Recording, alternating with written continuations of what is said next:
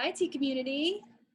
I'm here today with Miles Cramer from Dobra Tea for our tea break. Welcome, Miles. Hello. Hello. You guys might hear some construction going on or some drum playing by my kids in the background. So we'll see how that goes. But excited to take a tea break with Miles today, and we're drinking a beautiful tea from Dobra. So I'd love for you to tell us about it, Miles. What are we drinking? Yeah, so this is the Sri Lankan orange tips.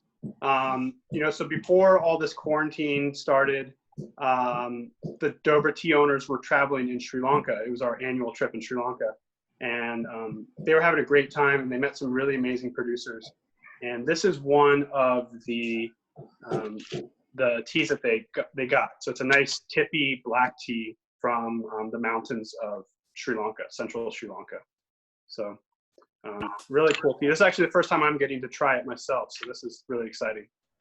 Oh, nice. Same here. I'm pretty excited to try it too. I got some in the mail from Dobra. Thank you guys. And it's really lovely. I feel like you get those deep tobacco, citrus peel, and malt biscuits. What do you? Oh yeah, it's kind of it's almost like it's malty like a Chinese black tea, but very much Sri Lankan Indian Asamaka. So it's like a malty Asamaka. This is cool. Yeah. It's really lovely. Let's taste it. So, Miles, I thought it would be fun not only to take a tea break and try this tea together, but to chat a little bit over tea. Think about the tea first. Yeah, let me sip this.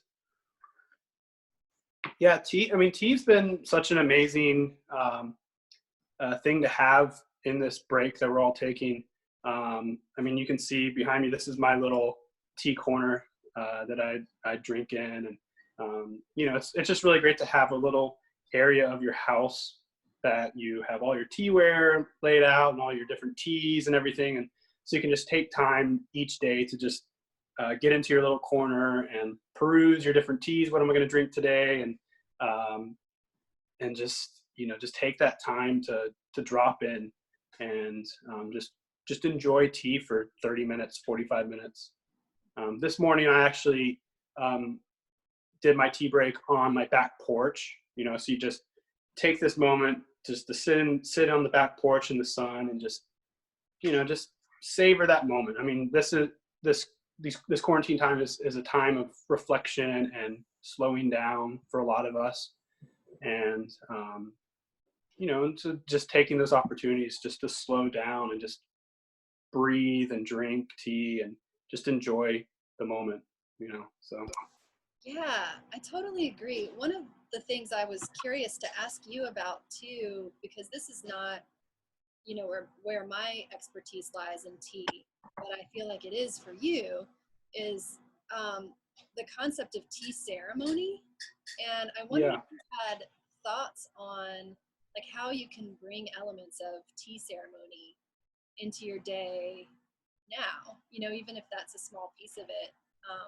What might that look like, I think? Yeah, I mean, so the roots of tea ceremony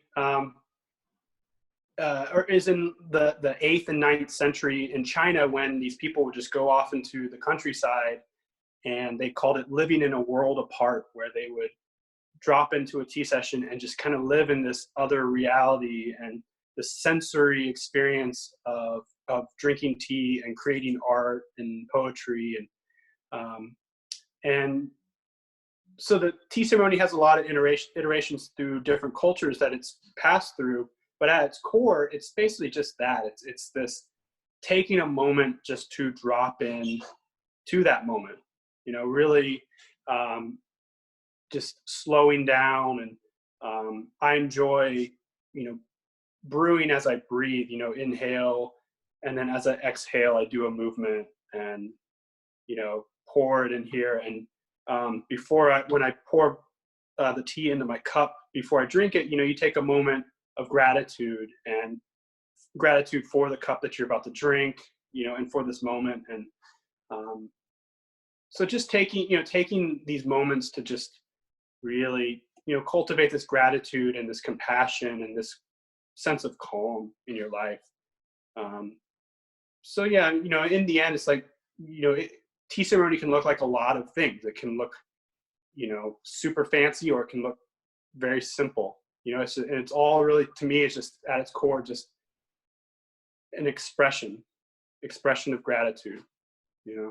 So, That's awesome. and I think anyone has the potential to do that. So That's really cool.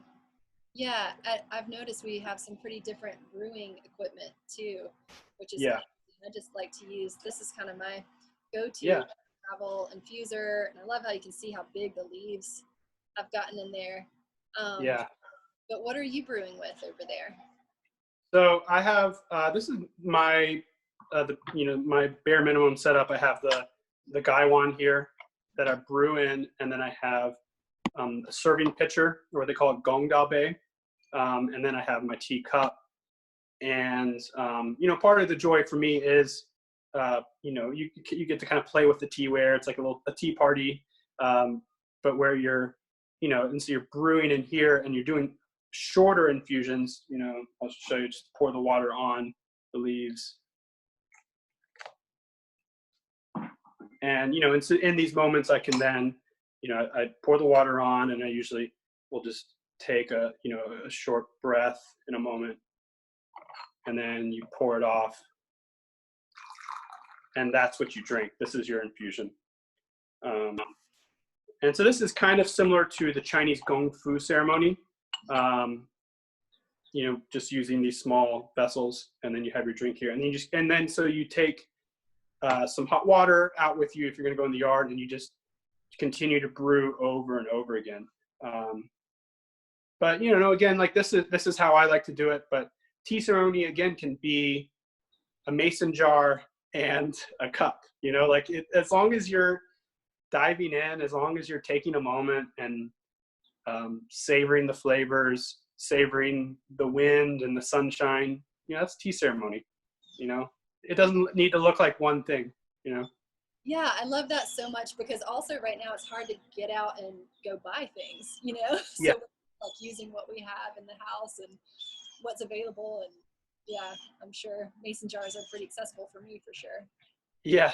Yeah, I love that. Yeah. So it can look like a lot of things. Yeah, that's cool. Well, I also wanted to let everyone know out there on social media that Miles and I are going to be doing a longer session as well. I think we're going to end up doing that live, but we'll send out some details soon. Yeah. Talk through some brewing techniques behind brewing some of Dobra's tea, and some brewing techniques and tastings, or at least a tasting of one of our herbal teas. So I think that'll be a lot of fun. Hope everybody. Yeah.